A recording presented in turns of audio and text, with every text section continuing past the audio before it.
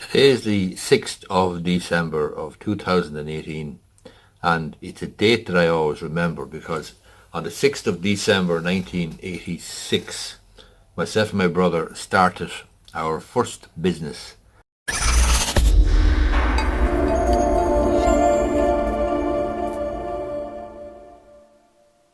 together. It was a little shop, a convenience store in Hart's Corner in Dublin, and it has changed hands many, many times since over that last 32 years. But the question I want to look at today is a question that I've been asked from time to time by people who are thinking about starting their own business. And that is it better to start in, for example, an empty shop unit and start from scratch with your own idea or your own ideal concept for that particular unit and that particular location? Or are you better off taking over an existing business? And what I'm here to tell you today is that it's not actually an either-or situation. There's a third way. And the third way is the way that we went back in 1986. Let me explain. Firstly, if you take over an existing unit, a retail unit, it's wide open as to what you're going to put into it. So it could be a barber shop, it could be a convenience store, it could be a sandwich bar, it could be a coffee shop, it could be whatever, florist. And it's wide open to you as to what you put into it and what sort of use you put to it.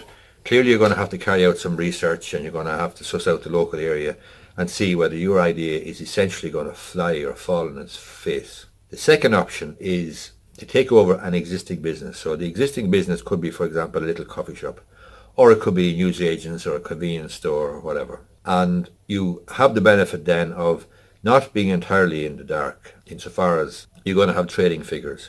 You're going to have certified turnover figures and profit and loss account perhaps for the existing business, and you're going to be able to look back over the previous 12 months and perhaps even the previous 12 years depending on the business. The bottom line is that you know that there is a business there for it, and you're able to ascertain the quality of that business by looking at the turnover. You can then look at the business and see how you could improve it, and you can see how you can tweak things or change things even dramatically, invest in it, and perhaps drive up the turnover, thereby increasing the value of your investment and the value of your investment or your investment in the business or in the property. If you've bought the property, the freehold, for example, you may not have.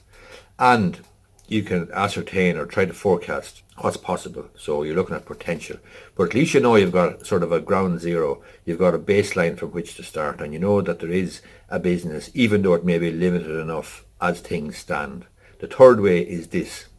And this is what we did, myself and my brother, when we bought this particular shop. This had been a thriving convenience store back in 1986, before convenience stores were a thing. And it basically opened early and closed late, and it was quite successful, but the particular individual who ran it had no interest in it, and eventually the business just ran down and he closed up, or was forced to close up, because creditors came looking for money and so on. But the bottom line is, when I came around to look at the business and look at the shop, and at this stage it was only a lock-up shop unit with a little flat, a little apartment overhead, the business had closed down. But I knew that I wasn't starting absolutely cold from scratch, from ground zero, because I knew from the previous occupant and various bits of research that I carried out that there was actually a viable business there, and there was actually a perfectly rational or logical reason as to why the business eventually closed down. It wasn't that the market wasn't there, it wasn't that there wasn't a need or an opportunity there. This other chap who had got out of the business and closed it, he had demonstrated that there was a way, that there was actually a market there for this particular type of business. We took over and we started off on the 6th of December 1986, which I think is 31 years ago now. 2018 minus 32, is it? It's 32 years ago. We did very well actually out of that business. We drove it, turnover up. We had a very, very high turnover per square foot. We worked like absolute dogs, and we traded from 7 in the morning until 12 o'clock at night every day of the week, worked very, very hard, and we did quite well out of it. But what I'm saying to you is that there's three ways. A, taking on a shop unit with no business there whatsoever. You have an idea, it may or may not fly. B, you take on an existing business and at least you know what's going on. You can look at the turnover figures and so on, and you can try to forecast if you make certain changes what's going to happen, but at least you have some idea, you have some baseline from which to operate.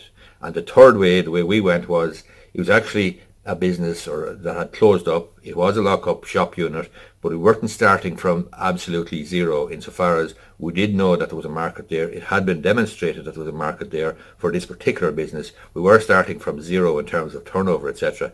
But very quickly, quite frankly, through hard work and so on, we got the turnover up and we did quite well out of it.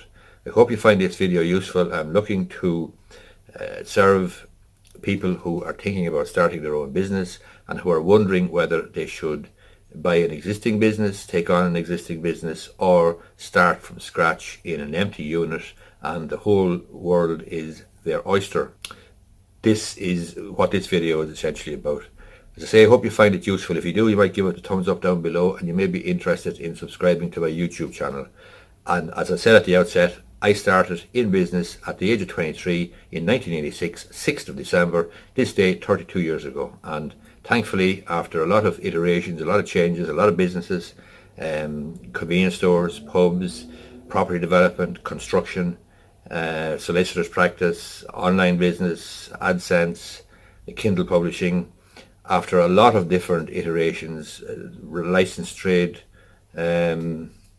after a lot of changes and growth and development and ups and downs and having a bit of fun along the way, I have acquired a fair amount of knowledge and experience about the starting or running your own business. On my website, smallbusinesslawireland.com, there's a free guide which you might find useful. If you want to download it, just stick your email address in the box and you'll be able to have it delivered directly to you. It sets out quite a lot of information about small business in Ireland and the law surrounding it. But if you visit the website, you'll find the information anyway. Hope you find this useful. As I say, give it a thumbs up down below and subscribe if you haven't done so already. Thank you.